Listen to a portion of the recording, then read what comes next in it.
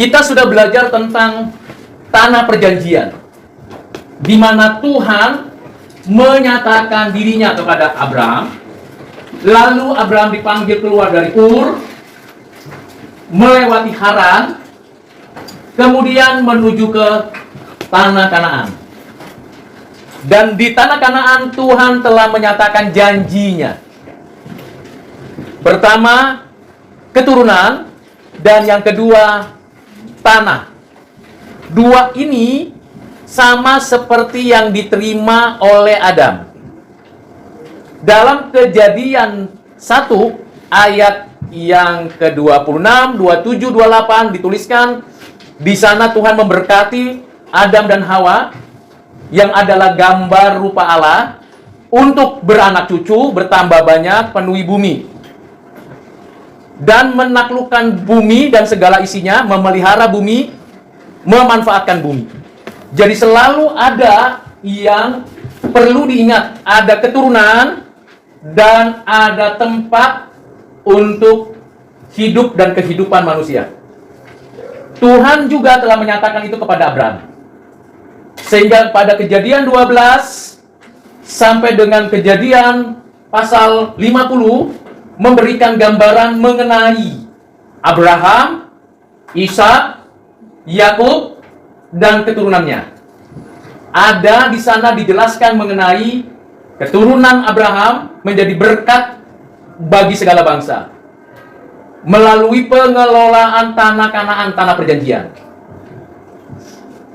Orang Israel sempat ada di Mesir, berawal dari keadaan di tanah Israel kering, susah mendapatkan makanan. Lalu 70 orang Israel itu berangkat ke tanah Goshen di Mesir. Sebelumnya, Yusuf, anak ke-11 dari Yakub atau Israel, itu dijual jadi budak, jadi narapidana, karena diberi hikmat dan kemampuan oleh Tuhan menafsirkan mimpi Firaun, diangkat menjadi Perdana Menteri dan memimpin Mesir bersama Firaun. Saat yang sama, orang-orang Israel mengalami kesusahan, bukan hanya Israel, tapi orang-orang di sekitarnya juga, lalu berangkat ke Mesir.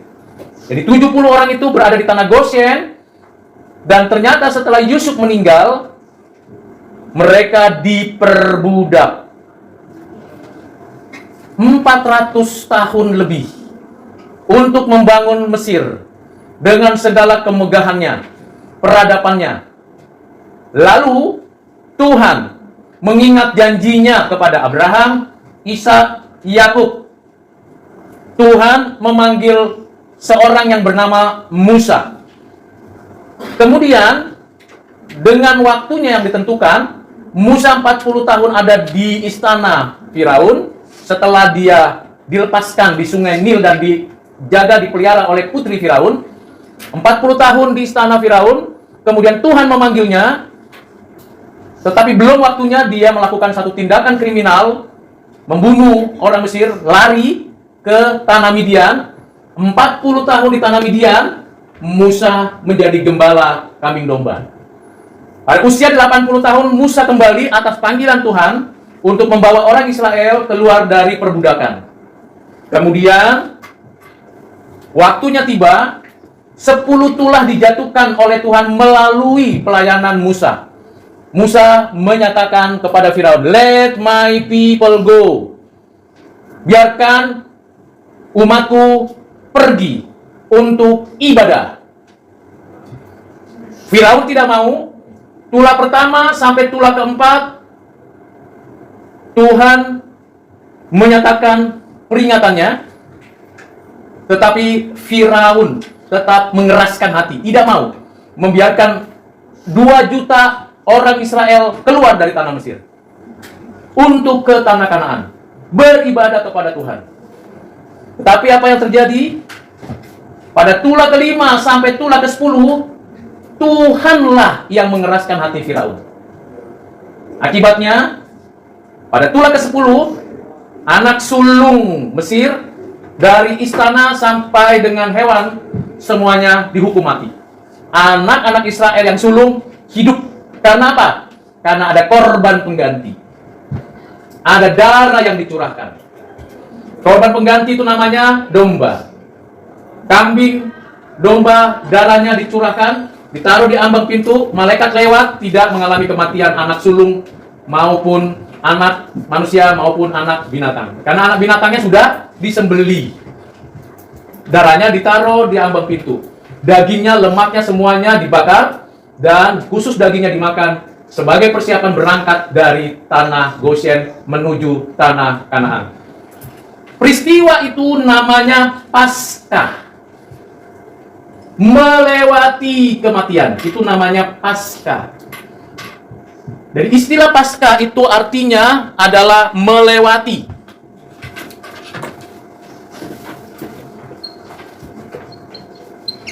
Anak sulung Israel tidak mengalami kematian. Anak sulung binatang, domba, itu pengganti anak sulung disembeli. Jadi kita keluar, maka mereka selamat. Membawa hasil pemberian orang Israel, karena selama 400 tahun mereka tidak mendapat upah yang pantas.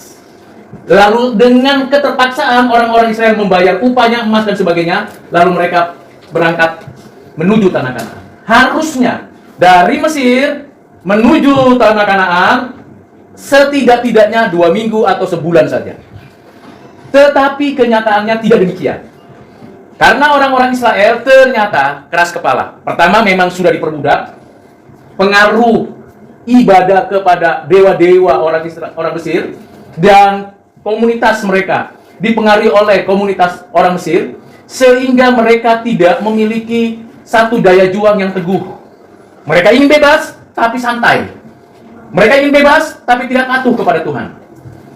Kira-kira beberapa hari setelah perjalanan, Tuhan memanggil Musa ke atas gunung. Lalu Tuhan memberikan kepada bangsa Israel Taurat. Ini yang disebut perjanjian hukum. Musa menerima tanda perjanjiannya, yaitu 2 loh batu. Loh batu pertama, hukum moral pertama sampai hukum moral ke-10. 2 loh batu yang kedua, hukum pertama sampai hukum yang ke-10. Sama kopinya.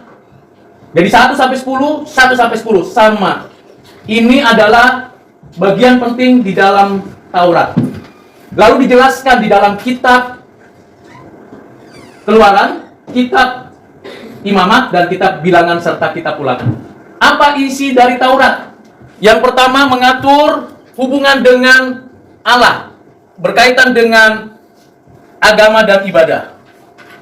Yang kedua mengatur hubungan sesama orang Israel dengan sesama manusia, hukum sosial. Dan yang ketiga berkaitan dengan moralitas. Nah, ini isi dari hukum Taurat. Inilah menjadi panduan untuk setiap orang Israel dalam menjalani kehidupannya, dan yang menjadi fondasi orang Israel menjadi berkat bagi bangsa di sekitar. 40 tahun dididik, dilatih, dipersiapkan menjadi umat Allah yang baik.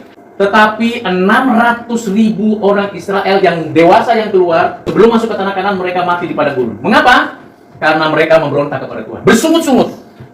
Ada yang membuat patung lembu emas, 3.000 orang mati dihukum Tuhan. Ada yang bersungut-sungut dengan air, dipatok ular. Macam-macam cerita di dalam kitab-kitab Pentateuch mengenai bagaimana orang Israel itu melawan Tuhan. Kalau di dalam kitab Kejadian pasal 1 dan 2, Tuhan menyatakan janji dengan bekerjalah, itu ibadah. Tapi jangan makan buah pohon pengetahuan yang baik dan yang jahat. Waktu air bah selesai, Tuhan mengatakan kepada Nuh, semua akan dipelihara Tuhan, kelolalah bumi ini dengan baik. Tetapi manusia makin jahat. Lalu waktu Tuhan memanggil Abraham, Tuhan menjanjikan dengan tanda sunat, yaitu tanah dan keturunan. Tandanya sunat sebagai tanda perjanjian, bahwa diikat perjanjian. Lalu Tuhan memberikan juga Taurat. Musa sendiri tidak taat. Dan akhirnya Musa tidak sampai ke tanah Kanaan. Yang sampai ke tanah Kanaan orang dewasa yang keluar dari Mesir itu hanya dua, yaitu Yosua dan Kaleb. Sampai di tanah Kanaan tidak santai. Diperangilah 7 suku yang jahat. Mendudukilah tempat-tempat di Kanaan itu orang-orang Israel. Ada pembagian. Khusus orang Lewi tidak dapat tanah, tapi tinggal di tanah-tanah orang-orang suku-suku lain untuk mengadakan pelayanan ibadah. Khusus orang Lewi. Dan khusus untuk keturunan Harun, dia melayani di kemah suci. Yang nanti diteruskan di Bait Allah. Yang nanti diteruskan sampai sekarang menjadi ahli Taurat. Ini rangkaian yang tidak putus sampai sekarang. Selama 40 tahun Yosua berperang, belum sepenuhnya tanah Kanaan dikuasai. Bahkan umat Israel masih melakukan sinkritisme, sebentar berdoa kepada Yahweh, sebentar berdoa kepada ilah-ilah. Menikah dan pacaran dengan orang-orang unbeliever, penyembah berhala, penyembah ilah-ilah, lalu menikah dan akhirnya melakukan kejahatan, melakukan amoralitas. Amoralitas terjadi karena tidak beribadah dengan baik. Setelah itu apa yang dilakukan? Tuhan menghukum Israel. Orang Israel memohon pengampunan. Tuhan mendatangkan hakim. Lalu mereka sementara hidup nyaman dan tenang, tapi kembali berbuat jahat. Tuhan kirim lagi hakim. Jadi ada 12 hakim selama 400 tahun lebih. 410 tahun di tanah Kanaan untuk memimpin perang, tapi tidak bertobat juga. Setelah zaman hakim-hakim, Tuhan tampil hadirkan lagi satu hakim namanya Samuel. Jadi sebenarnya kalau kita perhatikan perjalanan bangsa Israel ini dari mulai Abraham, Ishak, Yakub, Yusuf, kemudian Musa, Yosua, hakim-hakim sampai Samuel, kita bisa lihat rangkaiannya ini. Ternyata memang mereka melakukan banyak kejahatan, tapi Tuhan tetap berbelas kasihan. Ini hal penting yang perlu diingat. Tetapi mesti tahu, yang jahat tetap dihukum. Buktinya 600.000 orang Israel mati di padang gurun karena melakukan kejahatan. Buktinya Esau, kembaran daripada Yakub, itu tidak diterima Tuhan. Buktinya Lot, terutama istri dan anak-anaknya, dibuang. Jadi jangan berpikir, aku sudah aman, sudah percaya kepada Tuhan, berarti saya pasti diampuni dosanya kalau saya berbuat dosa. Benar satu sisi, tapi sisi lain Tuhan pasti hukum. Cara menghukum Tuhan itu tidak bisa diprediksi. Ada yang tidak dapat keturunan, ada yang susah seumur hidup. Bukan hanya susah seumur hidup, susah untuk selama-lamanya. Ada yang dibuang Tuhan, dan tidak lebih daripada ciptaan saja. Setelah Samuel sudah tua, anak-anaknya yang mewarisi pelayanan Samuel ternyata berbuat jahat, dibuang Tuhan. Apa yang dilakukan? Rakyat minta ada raja. Saul dipilih oleh rakyat, diizinkan oleh Tuhan. Padahal di dalam Kejadian 49, yang menjadi raja Israel haruslah dari Yehuda. Yang menjadi imam haruslah dari Lewi. Nah, ini pembagiannya. Lewi khusus untuk menangani keagamaan, kepercayaan, pengaturan ibadah, ritual-ritual. Itu Lewi. Yehuda itu untuk pemerintahan, kerajaan. Tetapi waktu Samuel di hari tuanya, anak-anaknya tidak diterima, orang Israel minta raja yang dipilih dari keturunan Binyamin, namanya Saul. Awalnya bagus, tetapi Saul ternyata tidak taat kepada Tuhan. Tugas keimaman diambil oleh Saul. Raja harus mengatakan keadilan dan sejahtera. Rakyat tidak disejahterakan semua. Perang pun kalah terus. Akhirnya Tuhan mengangkat orang yang tentu ditetapkan Tuhan sebelumnya, namanya Daud. Jadi awalnya nama Daud itu muncul, atau King David. Umur berapa dia dijadikan raja oleh Tuhan? Diurapi kira-kira belasan tahun, 15 sampai 17 tahun umurnya. Dia sendiri tidak pernah mengusulkan dirinya. Dan dia sendiri bukan orang biasa, karena ia mengembalakan kambing domba ayahnya yang bernama Isai. Kakak-kakaknya pernah melawan kerajaan Palestina, tetapi tidak pernah menang, bahkan kalah, bahkan takut, karena ada banyak manusia raksasa di sana namanya Goliat. Goliat tidak hanya satu, banyak Goliat-Goliat di daerah Palestina. Mereka sudah kewalahan. Daud santai saja menikmati pekerjaan pelayanan yang remeh menurut orang-orang waktu itu. Tapi Tuhan mengurapi dia, mengangkat dia menjadi raja, dan langsung tidak. 15 tahun dia tunggu melayani Raja Saul yang sudah stres karena kalah, dan akhirnya ketika melawan tentara Palestina dengan Goliat-Goliat yang banyak, dan ada satu Goliat yang begitu sombong, begitu angkuh, lalu Daud tampil di sana. Mengapa engkau menghina Tuhannya orang Israel? Seperti biasa, Daud tidak pernah takut dengan kebesaran daripada tubuh daripada Goliat, karena dia biasa melawan singa, serigala, atau binatang buas lain yang coba mengambil kambing domba ayahnya. Dia biasa melawan itu dengan kekuatan yang datangnya dari Tuhan. Dia katapel, matilah Goliat yang memimpin Goliat-Goliat yang lain. Apa yang terjadi? Sejak itulah orang mengenal Daud. Ada anak remaja begitu berani menegakkan nama Tuhan. Siapakah orang ini? Dia keturunan Yehuda dari Bani Isai, namanya Daud. Kakak-kakaknya berperang, kakak-kakaknya pun takut sama Goliat. Daudnya tidak. Jadi jangan remehkan orang yang kelihatannya remeh. Saya ingatkan sama saudara, seringkali kita meremehkan orang yang kelihatannya remeh. Kalau Tuhan sudah bertindak, tidak ada yang bisa menahan. Berdirilah kerajaan Israel. 40 tahun kerajaan Israel berdiri dengan segala kelimpahannya. Luar biasa. Bahkan wilayah tanah Kanan terus melebar. Kemakmuran, keadilan, kesucian dijaga dengan baik. 40 tahun. Tetapi karena santai, Daud akhirnya jatuh. Sebelumnya Daud mendapatkan perjanjian kepada Daud. Tuhan menyatakan, kerajaan ini tidak akan goyah. Keturunanmu akan menjadi raja-raja. Jadi dinasti. Dinasti Daud namanya. Janji itu digenapi Tuhan. Tetapi Daud sendiri melakukan pelanggaran etis, moral. Berzina dengan Bathsheba. Karena santai. Panglima perangnya, perang melawan Palestina. Dianya santai di atas istana. Akhirnya, karena santai nggak ada kerjaan, tengok kanan, tengok kiri, lihatlah istri Uria yang sedang mandi. Perempuan yang cantik itu menggodanya, seharusnya bilang, ya Tuhan ampuni aku, bisa melihat istri orang. Tapi dia tidak minta ampun, malah lanjut bawa itu Bathsheba ke kamarnya, terjadilah perzinahan. Tidak berhenti di sana, Uria disuruh perang supaya mati.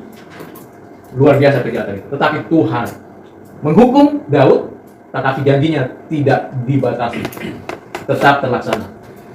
Kamu tidak akan bisa mendirikan bait Allah, anakmu nanti yang mendirikan.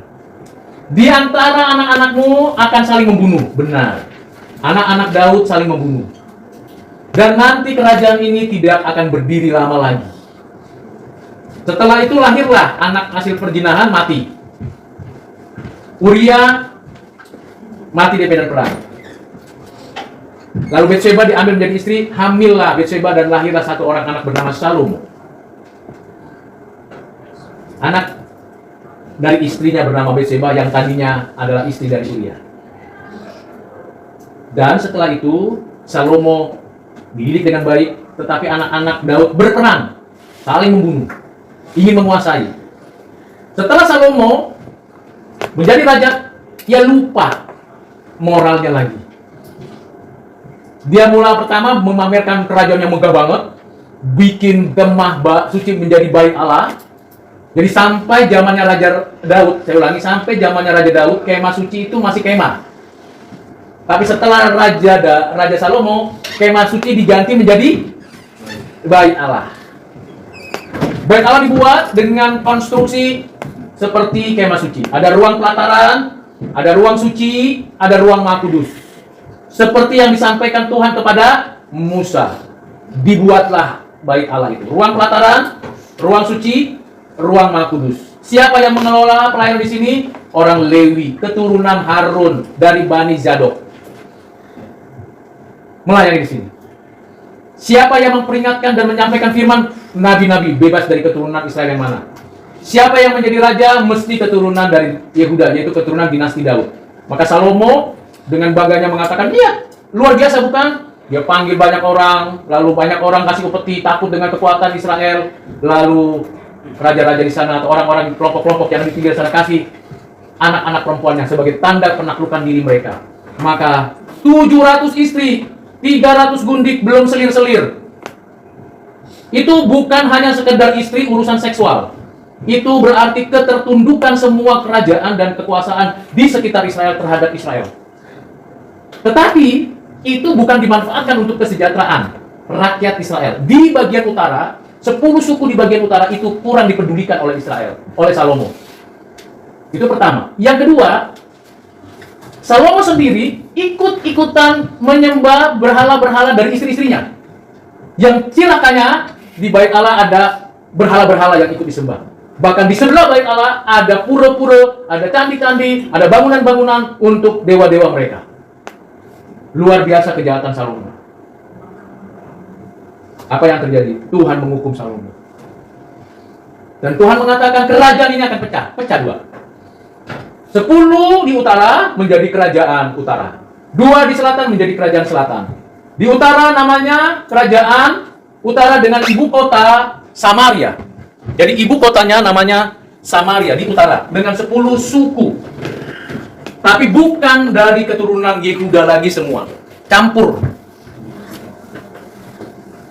Di selatan keturunan dari orang-orang Yehuda dan orang-orang Binyamin.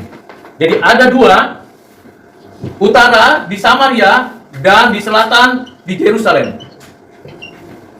Ini hancur tahun 722 sebelum Masehi oleh kerajaan Asyur di bagian utara dekat Babel. Hancur. Mengapa? Karena mereka pertama kawin campur dengan orang-orang yang tidak percaya. Jadi saya ingatkan kepada saudara, kalau Anda pacaran dengan orang yang tidak percaya, putus. Jangan menghancurkan masa depanmu dan masa depan keluargamu. Kalau mau hidup di dalam Tuhan. Jadi orang Israel sudah melakukan itu dan hancur. Benar-benar hancur, habis. Dan bukan hanya itu, mereka menyembah berhala, mereka kawin campur, menyembah sesuatu yang tidak berkenan Tuhan. Bahkan hukum Taurat tidak dilakukan, mereka buat bait Allah sendiri di sana. Bukan ke bait Allah di Yerusalem. Dan celakanya setelah 722, 10 suku itu diambil orang-orang pentingnya, disenakan ke seluruh dunia oleh kerajaan Asyur. Maka tidak heran ada Yahudi hitam, Yahudi putih, Yahudi kuning, ada Yahudi di berbagai negara di seluruh dunia. Karena diserahkan oleh Asyur. Ada yang sampai ke Tiongkok, ada yang sampai ke Afrika, ada yang sampai ke India, ada yang sampai ke Eropa. Itu dari 10 suku. Tuhan tahan, tidak boleh kerajaan Asyur, ya, kerajaan Asyur di bawah rajanya Sanherib. Habisi semua. Tuhan sudah ingatkan, bertobatlah. Jangan berbuat dosa lagi. Tetap saja. Nah, Tuhan masih menahan supaya kerajaan Asyur tidak masuk ke tanah Yerusalem. Tetapi raja-raja keturunan Daud ini sama. Terlebih parah lagi adalah Raja Manase. Buat yang penyembahan, menyembah dewa-dewa, Baal, Asitoret, dan sebagainya. Tuhan mana lalu menikah, banyak istri, dan tidak hidup sejahtera. Rakyat menderita. Kerajaan Asyur dihancurkan oleh kerajaan Babel. Maka tahun 586 sebelum Masehi, dengan Raja Nebukadnezar, Israel dikalahkan, dihancurkan. Kerajaan apa? Kerajaan Selatan. Dengan raja terakhir Zedekia. Jadi Salomo sampai Zedekia itu 21 raja. Kalau dari Yerobeam ke kerajaan terakhir di utara itu 22 raja, semua habis.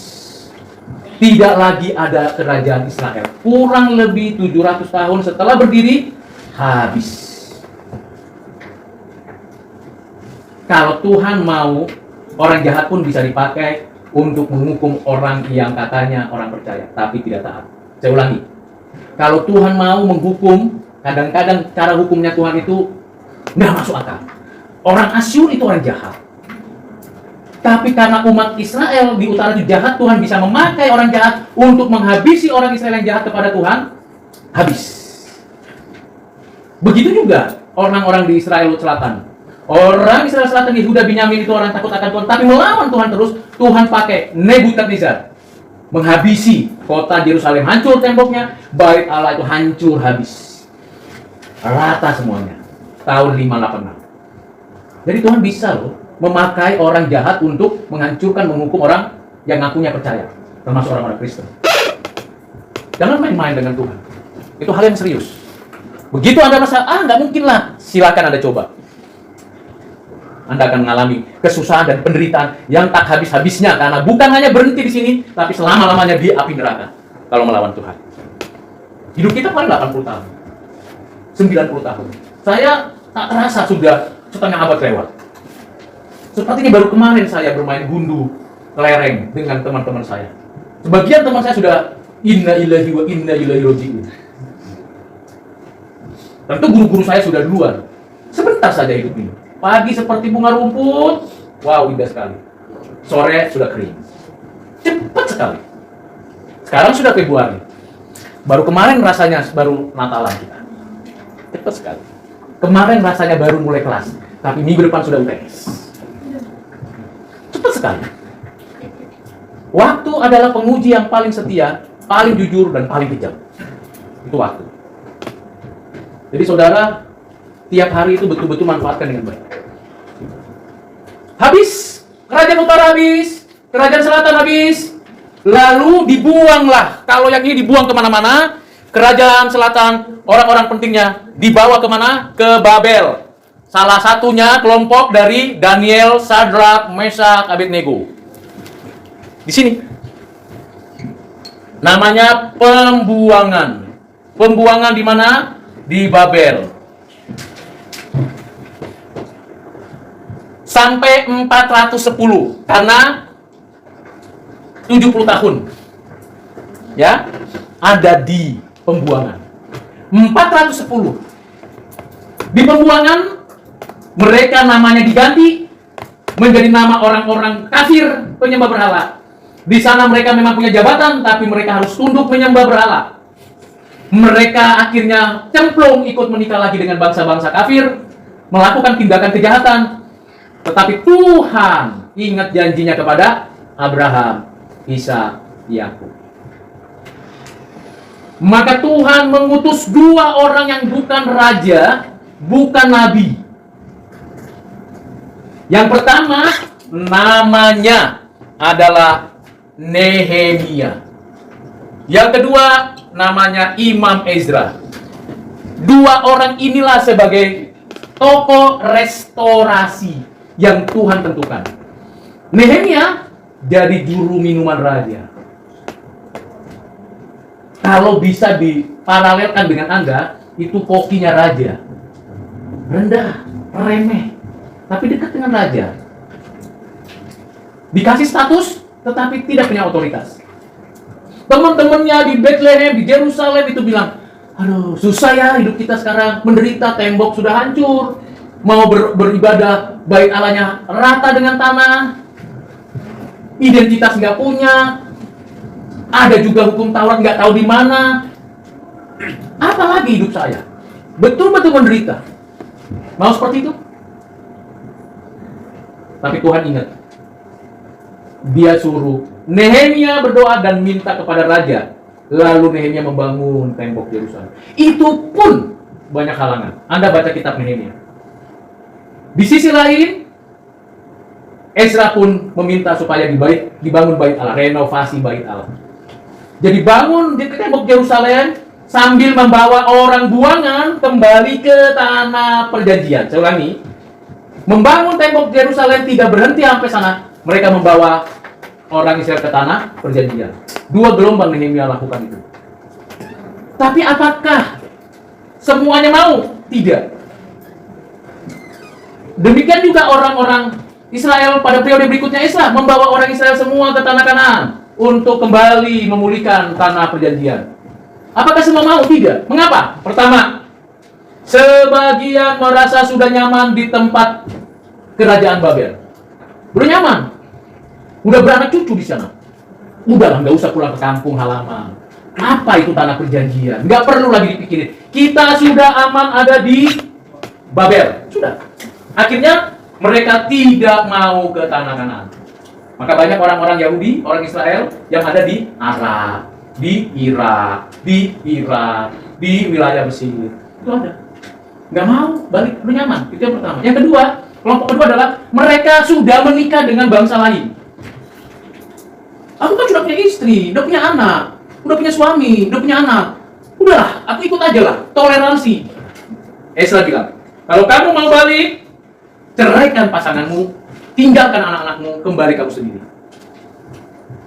Keras sekali, silakan baca kitab Esra. Nggak ada, semua nggak mau. Kelompok ketiga ini adalah kaum remnan. Ini yang disebut dengan remnan. Istilah remnan ini artinya sisa. Mereka lah yang kembali membangun tembok Yerusalem, kembali membangun bait Allah, dan kembali menunjukkan identitas mereka. Kaum remnan. Sedikit, tapi berkualitas. Takut akan Tuhan, menceraikan istrinya, meninggalkan anak-anaknya, karena mereka menikah dengan bangsa lain, kecuali mereka menikah dengan bangsanya sendiri. Lalu mereka membangun itu.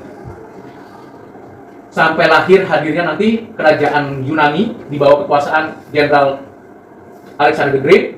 Lalu Alexander the Great dikalahkan oleh kerajaan Romawi, Herodes Agung, menghancurkan semuanya, dan kekaisaran Agustinus. Akhirnya semuanya menjadi tidak ada lagi kerajaan Israel.